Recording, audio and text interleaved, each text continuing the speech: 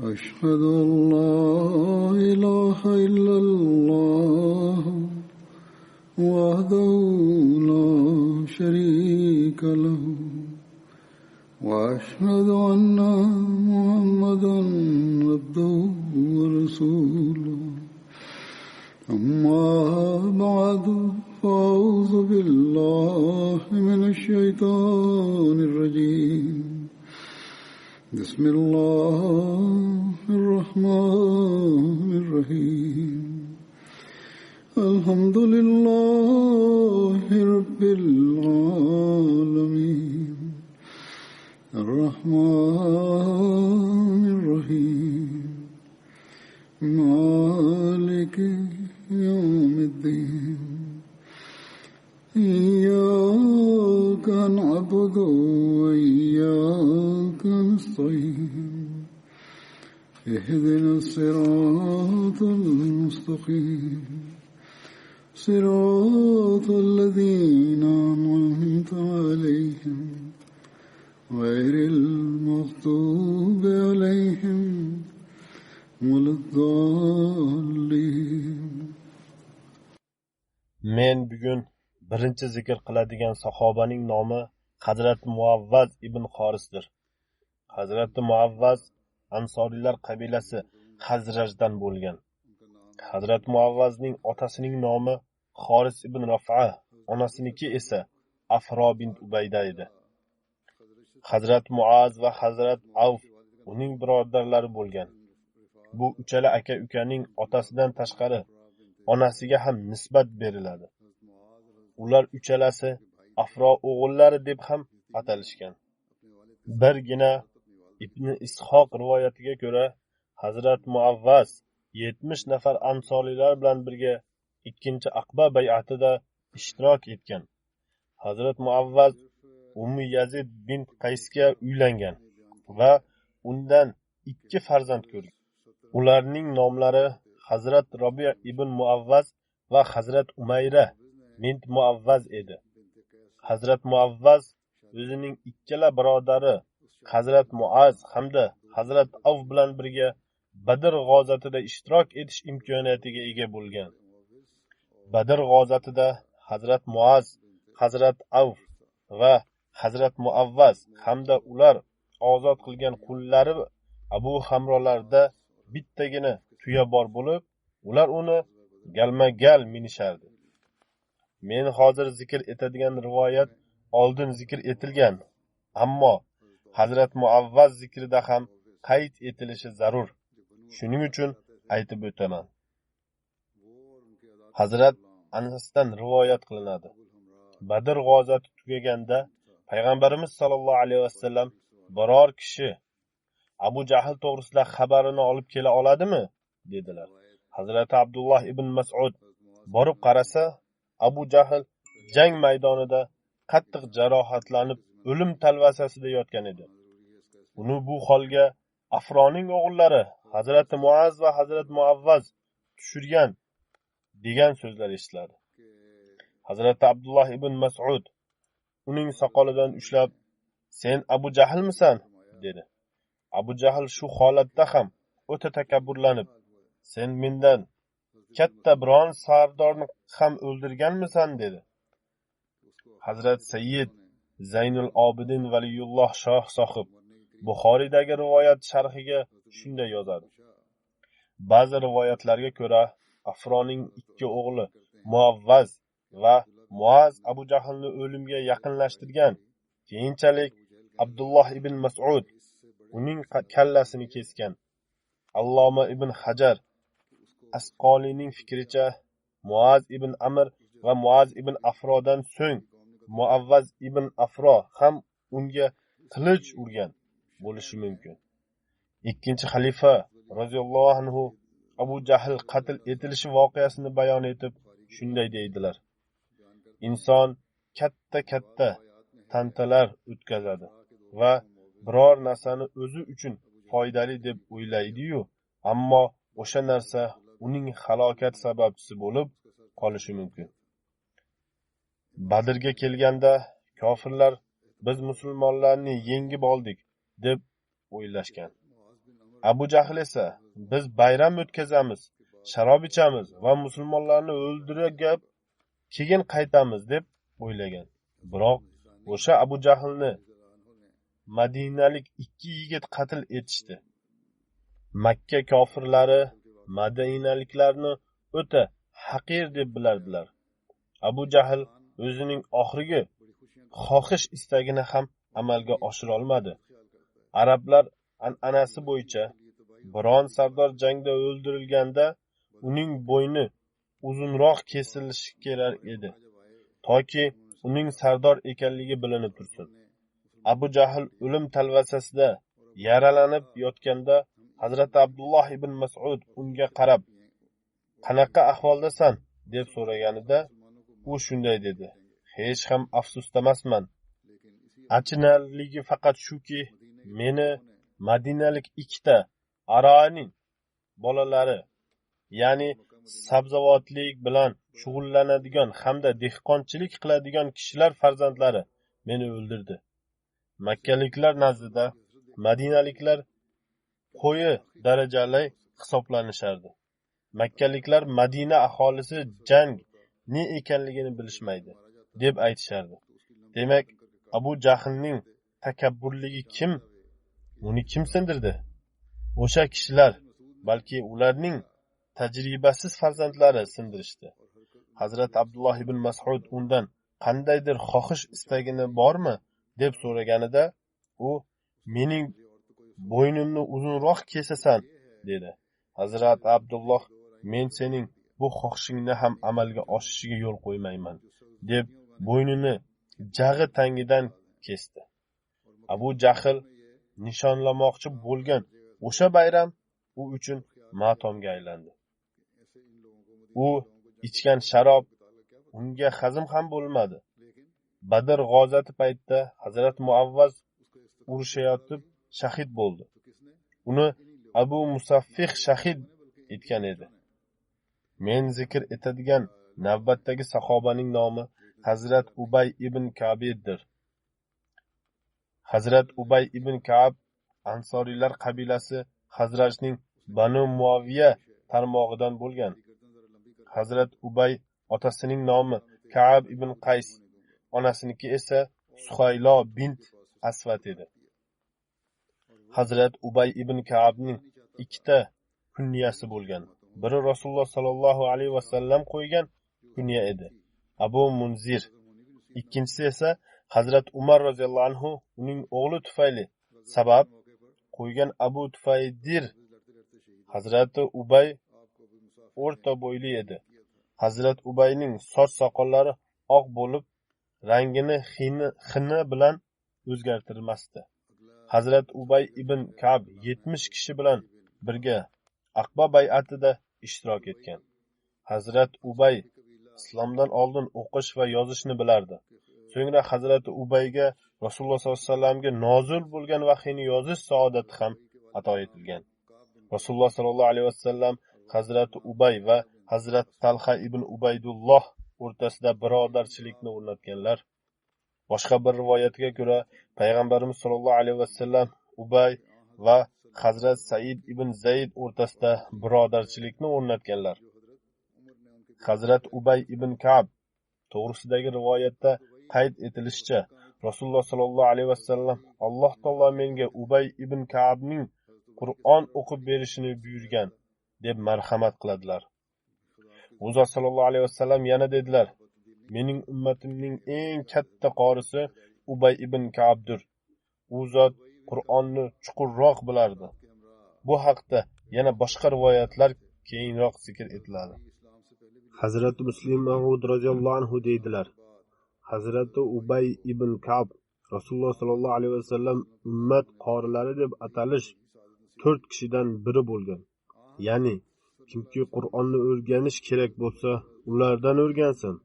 Hazrati Muslim Ma'ud roziyallohu anhu yana deydilar: Rasululloh sollallohu alayhi vasallam kimlarga Qur'onni yozdirgan bo'lsalar, tarixdan sobit topilgan 15 tasining nomi quyidagilar: Zayd ibn Sobit, Ubayd ibn Ka'b, Abdullah ibn Sa'ad, ibn Abi Sahr, Zubayr ibn Avom, Xolid ibn Said ibn Os, Xabon ibn Said ibn al-Os, Hanzala ibn Rabi' al-Asadi, Muqib ibn Abi Fatima, Abdullah ibn Arqam az-Zuhri, Sharaxbil ibn Hasna, Abdullah ibn Ravaha, Hazrat Abu Bakr, Hazrat Umar, Hazrat Usmon va Hazrat Ali. Rasululloh sallallohu alayhi vasallamga Qur'on nozil bo'lganida u zot sallallohu alayhi vasallam mazkur kishilardan birontasini chaqirib olib vahiylarini yozdirardilar. Hazrat Muslim Mav'ud roziyallohu anhu yana bir joyda deydilar: Rasululloh sallallohu alayhi vasallam Qur'on o'qitadigan o'qituvchilarni bir jamoasini tuzgan edilar. Ular Qur'onni Rasululloh sallallohu alayhi vasallamdan yodlab olib odamlarga o'rgatardilar. Bu to'rtalasi eng kuchli ustoz edi. Ularning vazifasi Rasululloh sallallohu alayhi vasallamdan Qur'onni o'rganib odamlarga o'rgatish edi. So'ngra ularning qo'l ostida yana Qur'on Karimni o'rgatadigan sahobalar mavjud edi. Bu to'rtta buyuk ustozning nomlari quyidagicha: Abdulloh ibn Mas'ud, Abu Huzayfaning quli Salim, Muaz ibn Jabal va Ubay ibn Ka'b. Shular jumlasidan boshidagi 2 sahoba muhojir va oxirgi 2 sahoba ansoriylaridir. Kasb, hunar jihatidan Abdullah ibn Mas'ud bir mardikor bo'lgan. Solim ozodlikka chiqarilgan qul edi. Muaz ibn Jabal va Ubay ibn Ka'b Madina raislaridan bo'lishgan. Boshqacha aytganda, Rasululloh sallallohu alayhi vasallam har bir tabaqani nazardan qoldirmaganlar. Ya'ni har bir tabaqadan qorilarni tanlab olgan edilar. Hadisda rivoyat qilishicha, Rasululloh sallallohu alayhi vasallam Qur'onni 4 kishidan o'rganinglar. Abdullah ibn Mas'uddan, Abu Huzayfaning quli Solimdan, Muaz ibn Jabaldan va Ubay ibn Ka'bdan deya marhamat qilganlar. Bu 4 sahoba Qur'onni yod olib, Uzza sallallohu alayhi vasallamga o'qib berib, uni tuzatib olgan edilar.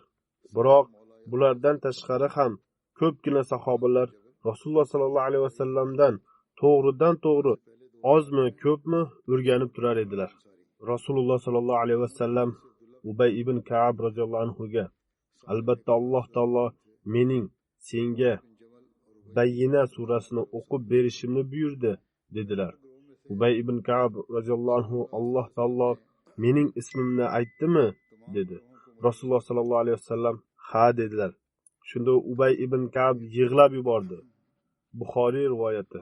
Boshqa bir rivoyatda shunday zikr etiladi. Anas ibn Malik roziyallohu anhu rivoyat qiladi. Rasululloh sallallohu alayhi vasallam Hazrat Ubay ibn Ka'bga: Alloh taolo mening senga Qur'on o'qib berishimni buyurdi dedilar. Hazrat Ubay ibn Ka'b: Alloh taolo mening ismimni zikr etdimi dedi. Uzza sallallohu alayhi vasallam ha dedilar.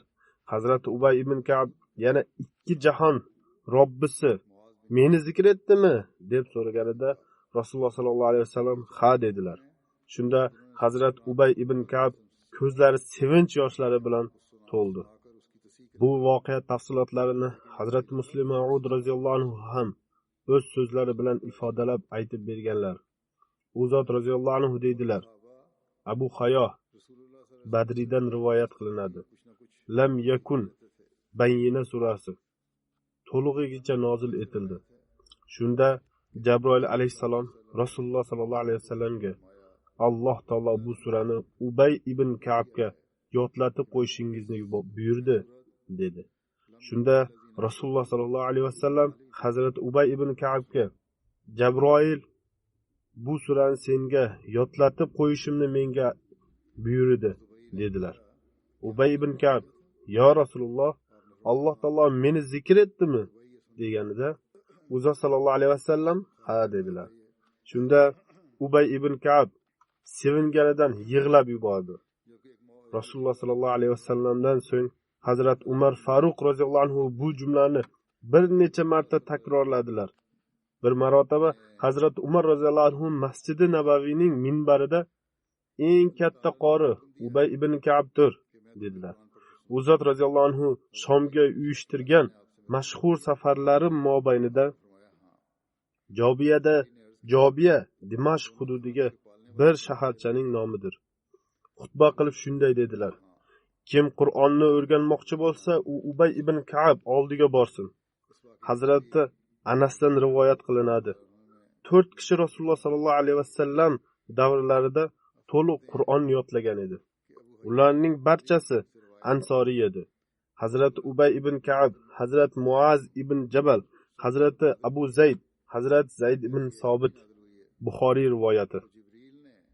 Hazrat Muslim Ma'ud roziyallohu anhu deydilar: Ansoriylardan bo'lgan mashhur qorilarning nomlari quyidagicha: Ubada ibn Somit, Muaz Majah ibn Xorisa, Fuzola ibn Ubayd, Maslama ibn Muhallad, Abu Dardo, Abu Zayd, Zayd ibn Somit, Ubayn ibn Ka'b, Sa'd ibn Uboda va Ummu Varqa.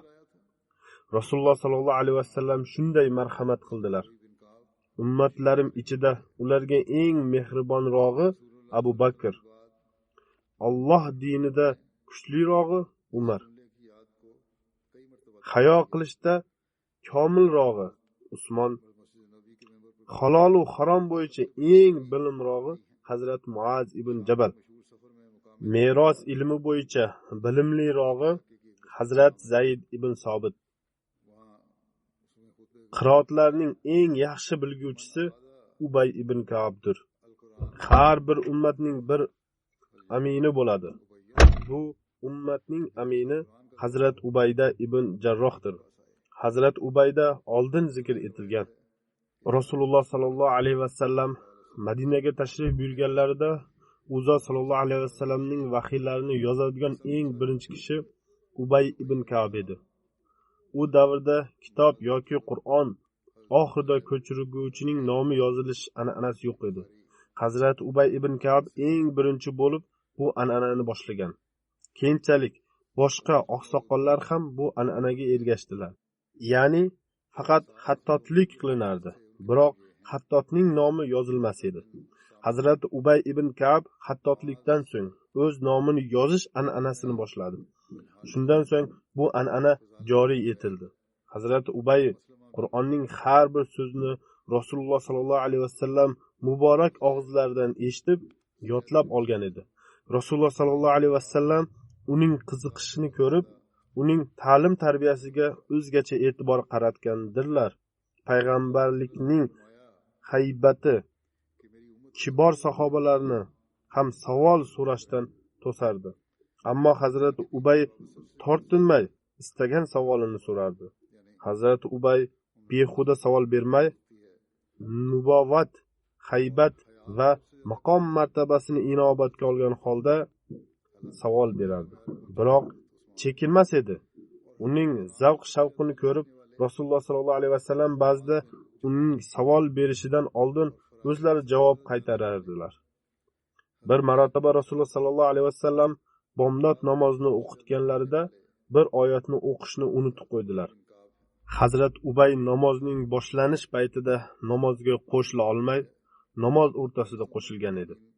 Namozni yakunlab, Rasululloh sallallohu alayhi vasallam odamlardan birov mening Qur'on o'qishimga e'tibor qaratdimi deb so'raganlarida barchasi sukut saqlab qolishdi.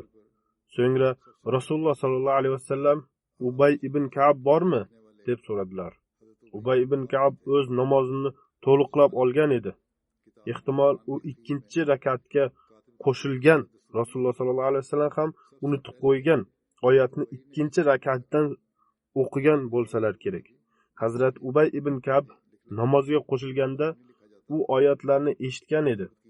Ubay ibn Ka'b: "Ya Rasululloh, to'g'ri, siz falon oyatni tilovat qilmadingiz. Bu oyat yo'qqa chiqarildimi yoki siz o'qishni unutib qo'ydingizmi?" dedi. Rasululloh sallallohu alayhi vasallam: "Yo'q, men o'qishni unutib qo'yganim edi" dedilar. Shundan so'ng Rasululloh sallallohu alayhi vasallam: "Men sizdan bo'lak hech kim buni inobatga olmasligini bilardim" deb marhamat qildilar. Ubay ibn Ka'bdan rivoyat qilinadi. Masjidda edim. Bir odam kirib namoz o'qib boshladi. u shunday bir qiroat qildiki, men uni inkor qildim. Keyin boshqasi kirib, haligini qiroatidan ham boshqacha qiroat qildi. Ikkalovlari namozlarini tugatib bo'lganlaridan keyin hammamiz Nabiy sallallohu alayhi vasallam huzurlariga kirdik va men ma'naviy shunday bir qiroat qildiki, men uni inkor qildim. Keyin bunisi kirib, unisining qiroatidan ham boshqacha qiroat qildi, dedim. Shunda Rasululloh sollallohu alayhi vasallam ikkovlariga amr qilgan edilar. Ikkovi ham o'qib berishdi. Nabiy sallallohu alayhi vasallam ikkinchisining o'qishini ham ma'qulladilar. Ko'nglimga shunday bir yolg'onga chiqarish fikri tushdiki, bunaqasi johiliyat paytida ham bo'lmagan. Rasululloh sollallohu alayhi vasallam meni qamrab olgan narsani bilib ko'ksimga urdilar. Ter bo'lib oqib ketdim. Qo'rqqanimdan xuddi Alloh azza va jallani ko'rib turganday bo'ldim. Shunda u zot menga dedilar: "Ey Ubay, menga Qur'onni bir qiroatda o'qi", deb elchi yuborildi. Men u zotga ummatimga oson qil deb javob qaytardim. Menga ikkinchi marta uning ikki qiroatda o'qi deb qaytarildi. Men u zotga ummatimga oson qil deb javob qaytardim. Menga uchinchi marta uni 7 qiroatda o'qi dedi. Shunda Jabroil alayhissalom Alloh taolo tomonidan sizga har bir savol evaziga duo haqqi berilgan, dedi. Shunda men: "Ey Allohim, ummatimni mag'firat etgin", dedim. Uchinchi duoni barcha xalq, hattoki Ibrohim alayhissalom ham menga murojaat qiladigan kun uchun qoldirib qo'ydim, dedilar. Hazrat Ubay ibn Ka'b qiroat qilish bo'yicha o'ta mohir edi. Buni shunday anglab olsak bo'ladiki, Rasululloh sollallohu alayhi vasallamning o'zlari ham Hazrat Ubay ibn Ka'bdan to'liq Qur'onni eshitardilar. Chunonchi Rasululloh sollallohu alayhi vasallam vafot etgan yili Qur'onni Hazrat Ubayga o'qib eshittirib, menga Jabroil Ubayga Qur'onni o'qib berishimni aytgan edi, dedilar. Rasululloh sollallohu alayhi vasallam Hazrat Ubayga Qur'onni o'qib berdilar. Rasululloh sollallohu alayhi vasallam muborak davrlarida Hazrat Ubay bir eronlik kishiga Qur'onni o'rgatadilar. U zot unga inna shajarata zaqqumi ta'amul asim ni o'qiganida, u asim so'zini to'g'ri talaffuz qila olmas edi. U sim o'rniga aytiyim deb aytardi. Hazrat Ubay qanday o'rgatayin deb qattiq tashvishlandi. Rasululloh sollallohu alayhi vasallam u yerdan o'tayotib, uning tashvishlarini ko'rib to'xtab qoldilar. Bu narsani eshitgach, Hazrat Ubayga siz unga sim o'rniga zim o'qiting deb tavsiya qildilar. Hazrat Ubay ta'zim deb o'qitganida eronlik kishi tasim deb to'g'ri talaffuz qildi. Rasululloh sollallohu alayhi vasallam Hazrat Ubayga u bilgan tilda unga Qur'onni o'rgating, toki u to'g'ri talaffuz bilan Qur'on o'qiy olsin. Unga to'g'ri talaffuz etishda yordam bering. Alloh taolo sizni mukofotlaydi, deb marhamat qildilar. Bir marotaba Rasululloh sollallohu alayhi vasallam juma kuni xutba qilayotganlarida Baroat, Tavba surasini o'qidilar. Bu surani Hazrat Abu Dardo va Hazrat Abu Zar bilmasdilar. Xutba davomida Hazrat Abu Zar Hazrat Ubayga imo qilib, bu sura qachon nozil bo'lganini men eshitmaganman, deya ishora bilan so'radi. Hazrat Ubay barmoq ishorasi bilan jim turing, dedi. Namozdan so'ng ikkalasi uyga ketish uchun o'rnidan turgach, Hazrat Ubayga nega savolimizga javob qaytarmadingiz deganlarida, Hazrat Ubay bugun sizlarning namozingiz zoyi bo'ldi. Zero sizlar behuda ishlar qildingiz, dedi. Buni eshitgach ular Rasululloh sollallohu alayhi vasallam huzurlariga kirib, Ubay ibn Ka'b shunday dedi deganlarida Rasululloh sollallohu alayhi vasallam u to'g'ri aytdi. Xutba mobaynida gapirmasliklaringiz kerak edi, deb marhamat qildilar. Ubay ibn Ka'b roziyallohu anhu rivoyat qilib shunday deydi. Rasululloh sollallohu alayhi vasallam: "Yo Abal Munzir, seningcha Allohning kitobidagi eng ulug' oyat qaysi?" dedilar. Men: "Alloh va uning rasuli yaxshiroq bilguvchidir" dedim. U zot: "Ya Abal Munzir, seningcha Allohning kitobidagi eng ulug' oyat qaysi?" dedilar. Men: "Oyatal Kursi" dedim. U zot mening ko'ksimga urib, "Alloh senga ilmni muborak qilsin" deya marhamat qildilar. Ya'ni Rasululloh sollallohu alayhi vasallam Hazrat Ubayning javobini yoqtirdilar. Rasululloh sollallohu alayhi vasallamning saodatli davrlarida Hazrat Ubay Hazrat Tufayl ibn Amr Dovsiyga Qur'on o'qishni o'rgagan edi. U kishi unga sovg'a sifatida kamon berdi. Hazrat Ubay uni yelkasiga taqib Rasululloh sollallohu alayhi vasallam huzurida hozir bo'ldi. Rasululloh sollallohu alayhi vasallam undan: "Buni qayerdan olding?" deb so'raganlarida Hazrat Ubay: "Buni shogirdim sovg'a qildi" deya javob berdi. Rasululloh sollallohu alayhi vasallam: "Buni unga qaytarib ber. Kelgusida bunday sovg'adan ehtiyot bo'l" dedilar. Shuningdek, bir marta uning bir shogirdi unga bir mato sovg'a qilganida xuddi shunday vaziyatga duch kelgan. Shuning uchun keyinchalik bunday narsalardan butunlay uzoq turdi. Ya'ni Qur'oni Karimni o'qitish evaziga hech qanday sovg'a olmaslik kerak. Shomliklar u zotdan Qur'oni Karimni o'qishni o'rganganlarida va Madina kotiblariga yozdirgandilar. Shomliklar yozish haqqi sifatida kotiblarni taomlariga sherik qilib olardilar. Ya'ni ovqatlanishlari yozish haqqi deb hisoblanardi. Biroq Hazrat Ubay ularning takliflarini umuman qabul qilmasdi. Bir marotaba Hazrat Umar undan "Shomdagi taom qanaqa bo'ldi?" deb so'raganlarida Hazrat Ubay: "Men ularnikida ovqatlanmayman. O'zim ovqat tayyorlab yeyman" dedi. Hazrat Ubay Badr, Uhud, Xandaq va boshqa barcha g'azotlarda Nabiy sallallohu alayhi vasallam bilan birga ishtirok etdi. Uhud g'azotida bir o'q Hazrat Ubayning asosiy qon tomiriga tegdi. Bu tomir qo'l va oyoqlarga qon yetkazish uchun xizmat qilardi. Rasululloh sallallohu alayhi vasallam muolaja qilish uchun bir tabibni jo'natdilar. U mazkur qon tomirini o'z qo'li bilan kesib dog'lab bosdi. Uhud g'azotidagi bir voqea oldin aytib berilgan, qisqacha shu o'rinda ham aytib o'taman. Jangdan so'ng Rasululloh sallallohu alayhi vasallam Hazrat Ubay ibn Ka'bga yaradorlarga borib qarab boq dedilar. Hazrat Ubay ibn Ka'b yaradorlarni qarab ketayotib Hazrat Sa'ad ibn Robiya yoniga yetib bordi. U qattiq yaralangan va oxirgi nafasini olayotgan edi.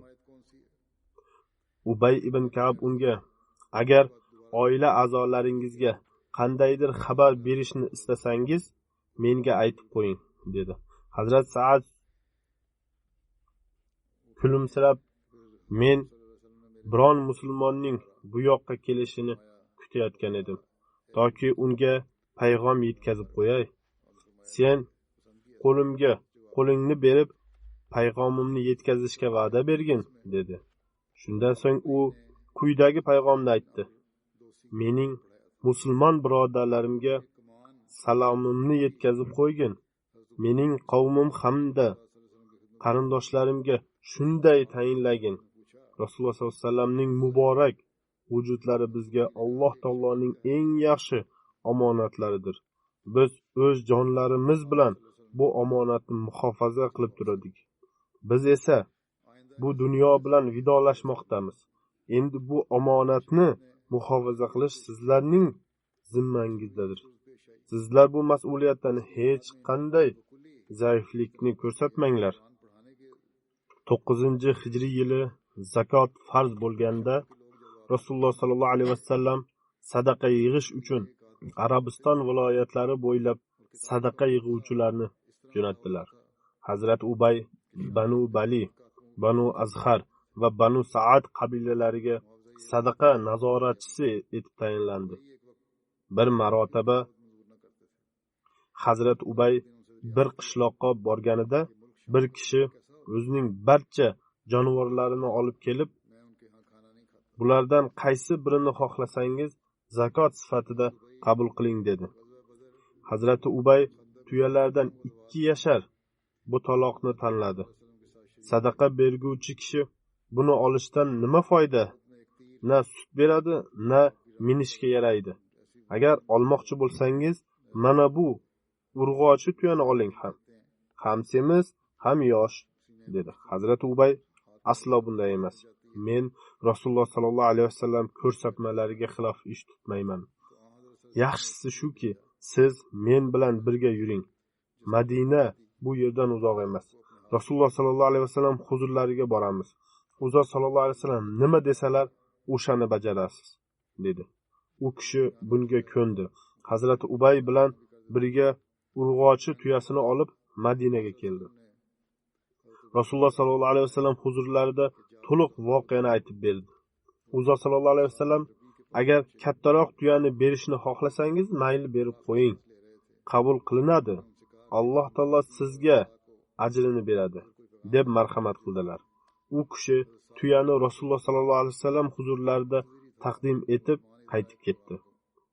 Hazrati Abu Bakr roziyallohu anhu davrlarida Qur'oni Karimni jamlash va tartibga solish ishi boshlanganida sahobalarning bir hay'ati bu ishga tayinlangan.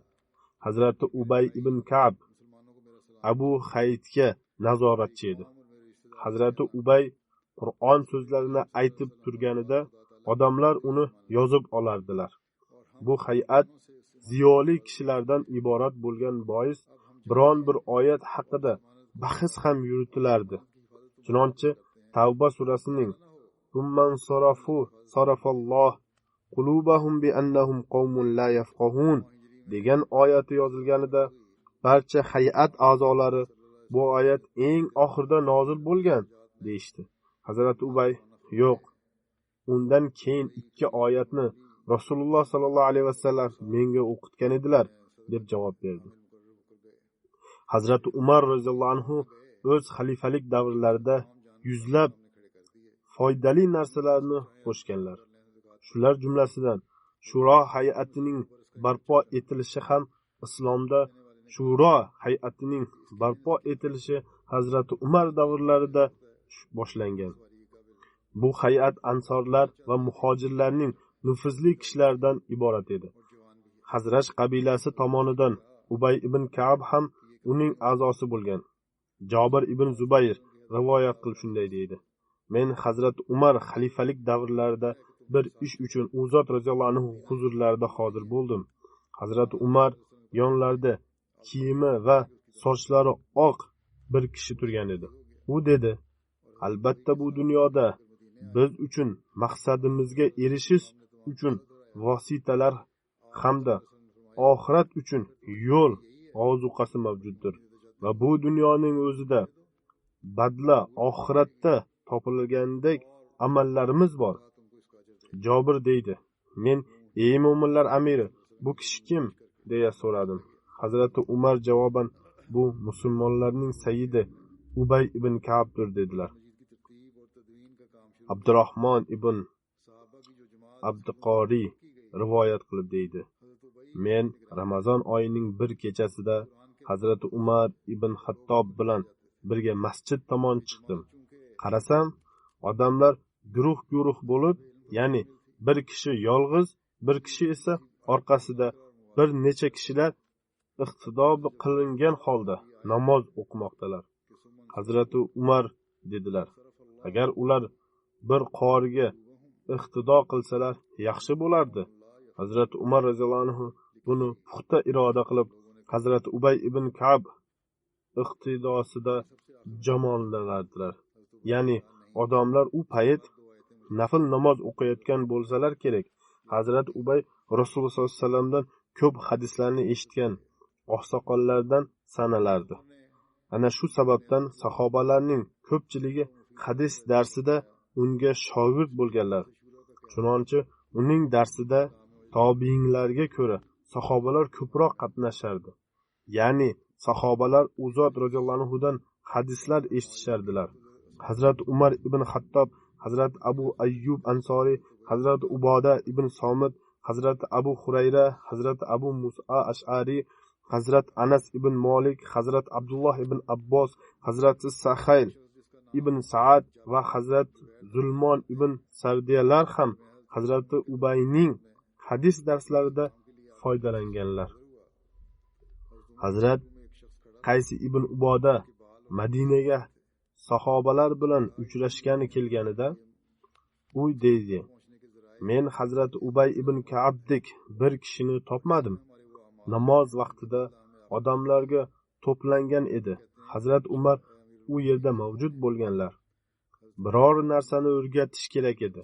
Namoz tugaganidan so'ng Hazrat Ubay o'rnidan turib Rasululloh sollallohu alayhi vasallamning hadislarini odamlarga yetkazdi. Odamlarning qiziqishi shunday ahvolda ediki, barchasi ko'z quloq bilan tinglab turishgan edi. Hazrat Ubayning bu haybati Hazrat Qaysga chuqur ta'sir o'tkazdi. Hazrat Umar oldilariga bir ayol kelib, mening erim vafot etdi, men homiladorman dedi. Hazrat Ubay Qur'oni Karimga asosan fiqh masalalarini ham yechardi.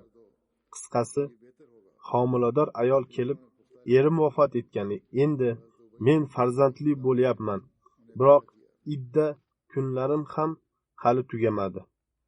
Eri vafot etgan ayol uchun iddasi 4 oy va 10 kun belgilangan. U ayol homilador bo'lgan, keyinchalik farzandini tug'di. Endi bunday vaziyatda siz nima deysiz? Men iddamni to'liq o'taymi yoki yo'qmi? Hazrat Umar shunday dedilar: beva ayol uchun belgilangan muddatni o'tsangiz. Bu ayol Hazrat Umardan so'ng Hazrat Ubay oldiga borib o'sha savolni so'ragan. Hazrat Umardan so'ragan fatvo hamda Hazrat Umar qaytargan javobni Hazrat Ubayga aytib berdi. Hazrat Ubay shunday dedi: ketavering va Hazrat Umarga aytib qo'ying, ayol kishi endi halol, iddaning hojati yo'q. Agar u zot men haqimda so'rasalar, men shu yerda o'tiribman, men chaqirib olasiz. Ayol kishi Hazrat Umar oldilariga bordi. Hazrat Umar ayolga Hazrat Ubayni chaqirib kelishini buyurdilar. Hazrat Ubay kelganida Hazrat Umar undan: siz bu fatvoni qayerdan oldingiz deb so'raganlarida Hazrat Ubay Qur'oni Karimning quyidagi oyatini tilovat qildi. Va ulatul ahmali ajalahunna an yad'na hamlahunna, ya'ni gap homilador ayollar to'g'risida ketsa, ularning iddasi homilalaridan forig' bo'lgungachadir. Hazrat Ubay yana dedi: homilador ayol ham bunga kiradi. Men Rasululloh sollallohu alayhi vasallamdan bu haqdagi hadisni eshitganman. Hazrat Umar roziyallohu anhu Ubay ibn Ka'b nimani aytayotgan bo'lsa, o'shani qiling. U to'g'ri aytdi dedilar. Rasululloh sollallohu alayhi vasallam amakilari Hazrat Abbosning uyi Masjidi Nabaviy bilan tutashgan edi. Hazrat Umar roziyallohu anhu masjidini kengaytirmoqchi bo'lganlarida Hazrat Abbosga o'z uyingizni soting, men uni masjidga qo'shaman dedilar. Hazrat Abbos yo'q aslo deb javob qaytarganida Hazrat Umar roziyallohu anhu yo'qsa uni savg'o qilib bering dedilar. Hazrat Abbos uni ham inkor etdi. U kishi o'zi bilganini qilar edi. Hazrat Umar unga shunday dedilar: siz o'zingiz masjidni kengaytirib qo'ysangiz, uyingizni masjidga qo'shib yuborsangiz, bu ish siz tomonidan ummat uchun yaxshi ish bo'lib qoladi. Shunda Hazrat Abbos bunga ham rozi bo'lmadi. Hazrat Umar unga bu 3 ta tavsiyadan bittasini albatta qabul qilasiz dedilar. Hazrat Abbos men bittasini ham amalga oshirmayman dedi. Oxir oqibat u kishi Hazrat Ubay ibn Ka'bni hakam qilib oldi. Hazrat Ubay Hazrat Umarga: siz birovning roziligisiz uning narsasini olishga haqqingiz yo'q. Siz uni ololmaysiz dedi. Hazrat Umar Hazrat Ubaydan: siz bu haqda Qur'oni Karimdan hukm chiqaradiganmisiz yoki hadisdanmi deb so'radilar. Hazrat Ubay dedi, hadisdan. U quyidagichadir. Hazrati Sulaymon Baytul Muqaddasni qurganida boshqa birovning yeri tomonidagi bir devori qulab tushdi. Hazrati Sulaymonga Alloh taolo tomonidan u kishidan ruxsat olib quring degan vahiy keldi. Hazrati Umar bu gapni eshitib sukut saqladi. Biroq Hazrati Abbosdan ixlos va vafo bor edi. Xilofatga qilgan bay'at ahdi ham ustun chiqdi. U kishi Hazrat Umarga u zot roziyallohu anhu sukut saqlab turganlarida mayli men bu uyni masjidga qo'shaman dedi. Hazrat Umar roziyallohu anhu bir marta odamlarni hajji tamatuddan man etishga iroda qildilar. Haj uchun turli bo'ladi. Ba'zi yoshlar ehtimol bilmasliklari mumkin. Hajji tamattuda umra uchun ehrom bog'lab Makkaga yetib borib dastlab umra qilganida so'ngra ehromni yechib qo'yib 8 Zulhajja kuni yangi ehromni bog'lab haj qilinadi. Bu hajji tamattu deyiladi. Ikkinchisi haj mufraddadir. Bu umumiy qilinadigan hajdir. Uchinchisi hajji Qur'ondir. Bu hajda umra hamda haj bir ehromni o'zidagina amalga oshiriladi. Demak, Hazrati Umar hajji tamattudan man etdilar. Hazrati Ubay u zotga hajji tamattu man etishga haqqingiz yo'q dedi. Ya'ni Hazrati Umarni bu irodalaridan qaytardi. So'ngra Hazrati Umar bunday qilmay qo'ydilar. Bir marotaba Hazrati Umar roziyallohu anhu Hayro shahridagi ko'ylaklarni kiyishdan man etdilar. Hayro shahri Ko'fadan 3 mil uzoqdadir. Najd hududida joylashgan. Zero bu ko'ylaklar rangiga siydik qo'shilardi. Yo ehtimol bo'yashdan so'ng uning rangini xiralashtirish uchun biron jonivorning siydigi qo'shilardi. Hazrati Ubay Hazrati Umarga shunday dedi.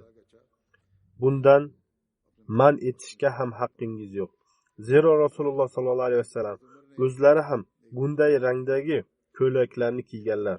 U yerdagi ko'ylaklarni ham kiyganlar. Rasululloh sallallohu alayhi vasallam davrlarida biz ham kiyib yurganmiz. Hech kim bunga e'tiroz bildirmagan.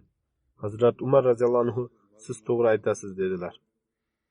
Bir marotaba Hazrati Umar xalifalik davrlarida Hazrati Umar va Hazrati Ubay o'rtasida bir bog' borasida kelishmovchilik ro'y berdi.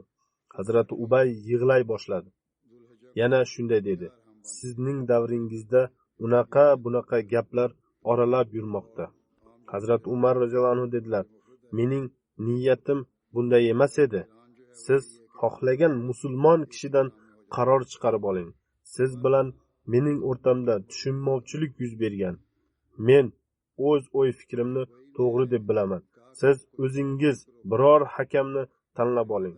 Hazrati Ubay Hazrat Zayd ibn Sobitning ismini tilga olib, unga qaror chiqartiramiz dedi. Hazrat Umar bunga rozi bo'ldilar. Ish Hazrat Zaydga taqdim etildi. Hazrat Umar roziyallohu anhu islom xalifasi bo'lishidan qat'iy nazar bir taraf sifatida Hazrat Zayd ibn Sobit majlisida hozir bo'ldilar. Hazrat Umar roziyallohu anhu Hazrat Ubayning iddaosini inkor etardilar.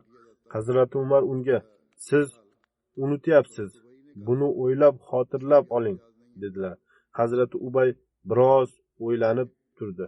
So'ngra hech narsa esimda yo'q dedi. Hazrat Umar voqeaning to'liq tafsilotini aytib berdilar. Hazrat Zayd Hazrat Ubaydan siz talab qilayotgan narsangiz bo'yicha qanday dalilingiz bor deb so'radi.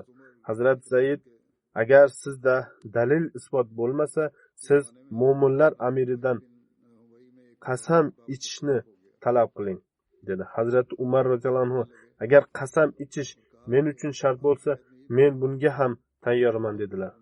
Xullas, shundan so'ng qaror chiqardi. Hazrat Usmon ibn Affon roziyallohu anhu Qur'onni jamlash uchun Qurayshliklar va Ansoriylardan 12 kishini tanladilar. Ular orasida Hazrat Ubay ibn Ka'b va Hazrat Zayd ibn Sobit ham mavjud bo'lgan. Hazrat Usmon davrlarida Qur'on Majiddagi qiroatlar va shevalardagi ixtiloflar ommalashib bo'lgan edi. Shunda Hazrat Usmon roziyallohu anhu bu ixtilofga barham berish uchun qori sahobalarni chaqirib, har bir kishidan alohida qiroatni eshitdilar. Hazrat Ubay ibn Ka'b, Hazrat Abdullah ibn Abbos va Hazrat Muaz ibn Jabalning qiroatlarida ixtilof ko'rindi. Shunda Hazrat Usmon: "Men barcha musulmonlarni Qur'onni bir xil talaffuz qilishlarini jalb etmoqchiman", dedilar. Qur'onni mukammal bilgan Qurayshi va Ansoriylardan 12 kishi mavjud edi.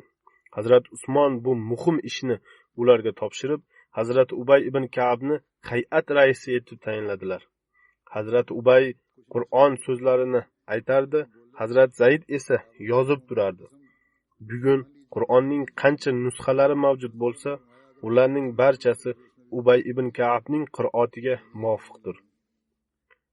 Ato ibn Zumra deydi: "Men Ubay ibn Ka'bga sizlarga, ya'ni Rasululloh sallallohu alayhi vasallamning sahobalariga nima bo'lgan o'zi? Biz uzoq joylardan oldingizga kelamiz, toki sizlar bizga qandaydir voqealar va xabarlarni aytib berib, biror narsani o'rgatingiz. Ammo biz sizlar oldingizga borganimizda sizlar bizni haqir deb bilasizlar. Ya'ni sizlar nazlaringizda bizning hech qanday qadr-qimmatimiz yo'q." Shunda Hazrat Ubay ibn Ka'b dedi: "Allohga qasamki, agar men keyingi jumagacha tirik bo'lsam, shunday gapni aytib beramanki, shundan so'ng siz meni tirik qoldirishingizni ham, qatl etishingizni ham hech inobatga olmayman." U kishi deydi: "Juma kuni kelgach, men Madinaga bordim. Qarasam, Madina ko'chalari odamlar bilan gavjum. Men bu kishilarga nima bo'ldi desam, bir kishi: 'Siz bu yerlik emassiz', dedilar. Men yo'q, men bu yerlik emasman, dedim. Shunda u kishi: 'Bugun musulmonlarning sayyidi Ubay ibn Ka'b vafot etdi', dedi. Shunda men dedim: 'Xudo haqqi bir kishining ayb nuqsonlari shunday bekitilgan kuni kech ko'rmaganman.' Ya'ni Alloh taolo Hazrat Ubay ibn Ka'bning ayb kamchiliklarini bekitib oldi. Hazrat Ubay: "Men shunday gapni aytib beramanki, shundan so'ng sen menga nima qilishingizni bilmayman", degan edi. Ya'ni Alloh taolo Hazrat Ubayning u zot qalbi rozi bo'lmagan gapni aytishidan saqlab qoldi. Bu jumlalardan rivoyatchi nimani nazarda tutayotganini Alloh taolo o'zi biladi. Qisqasi, roviy deydi: "Men biror kishining ayb nuqsonlari shunday bekitilgan kun hech ko'rmaganman." Ya'ni Alloh taolo Hazrat Ubay ibn Ka'bning ayb kamchiliklarini bekitib oldi. Hazrat Ubay ibn Ka'b rivoyat qilib deydi: "Men 8 kechadan to'liq Qur'onni o'qib chiqaman." Hazrat Ubayning Rasululloh sollallohu alayhi vasallamga nisbatan muhabbati shunday ediki, Rasululloh sallallohu alayhi vasallam Masjidi Nabaviydagi xurmo to'niqasida xutba qilardilar. U zot sallallohu alayhi vasallam uchun minbar yasalgan juma kuni minbarda o'tirib xutba qila boshladilar. Shunda xurmo to'niqasidan yig'i ovozi keldi. Masjiddagilarning barchasi uni eshitdi. Rasululloh sollallohu alayhi vasallam to'nka yoniga borib, o'z qo'llarini qo'yib, uni ko'kraklariga bosdilar. Shunda to'nka yupatilganida yosh boladek yig'lay boshladi. Hattoki u jimib qoldi va yig'i ovozi chiqmay qoldi. So'ngra masjid bo'zlab o'zgartirilganida Hazrat Ubay ibn Ka'b bu to'nkani o'zida olib qoldi. U zot to'nkani faqat shu sababdan oldiki, Rasululloh sollallohu alayhi vasallam unga suyanib turardilar. To'nkani uyiga olib keldi. Hatto chirib ketib qurt yedi. Ammo u zot Rasululloh sollallohu alayhi vasallamga bo'lgan muhabbat sabab uni o'zida qoldirdi. Bu rivoyat Musnad Ahmad ibn Hanbalda bayon etilgan. Rivoyatning biroz qismi Buxoriyda ham qayd etilgan.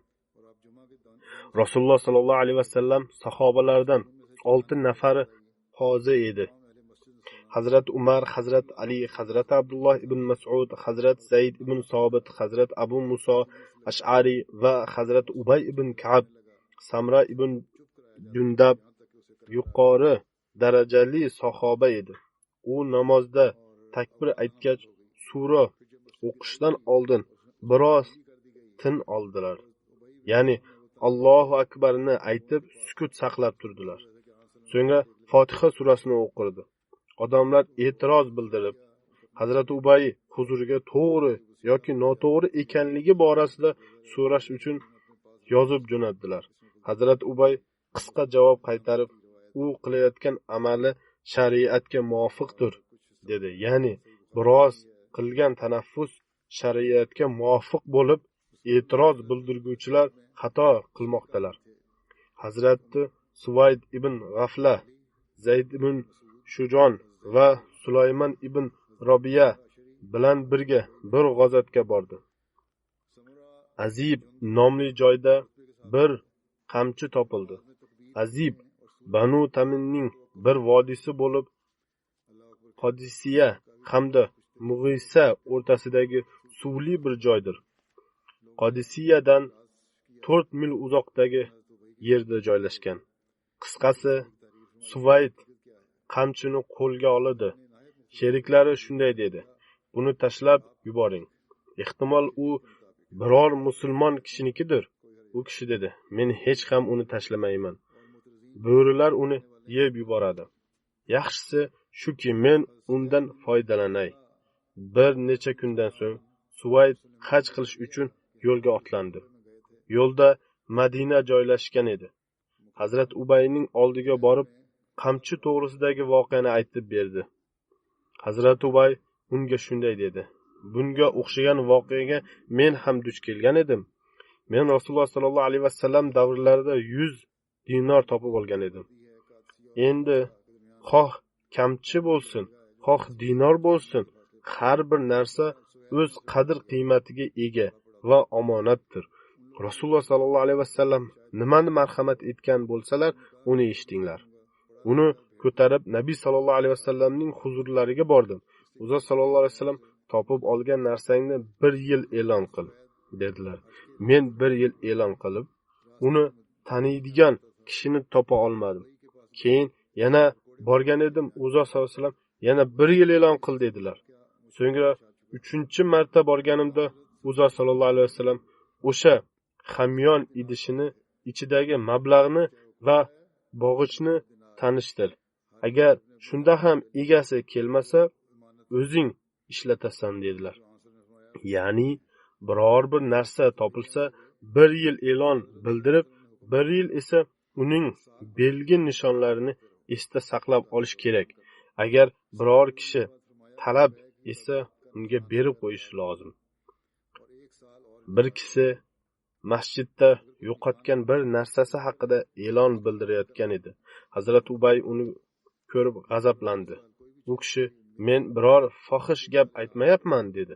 Hazrat Ubay: "To'g'ri, biror bir moddiy narsani masjidda e'lon qilish ham uning odoblariga qarshidir" dedi. Hazrat Ubayning vafot etgan to'g'risida turli rivoyatlar uchraydi.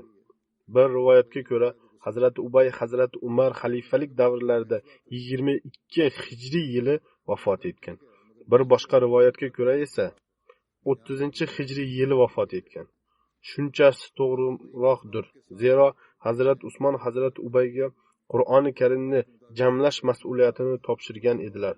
Hazrat Ubayning tufayli hamda Muhammad ismli farzandlari bo'lgan. Farzandlar onasining nomini Ummu Tufayl bint Tufayl edi. U Davs qabilasidan bo'lgan. Hazrat Ubay bir qizning ismi Ummu Amr sifatida qayd etilgan. Shu yerda Hazrat Ubay ibn Ka'bning voqealari yakun topadi.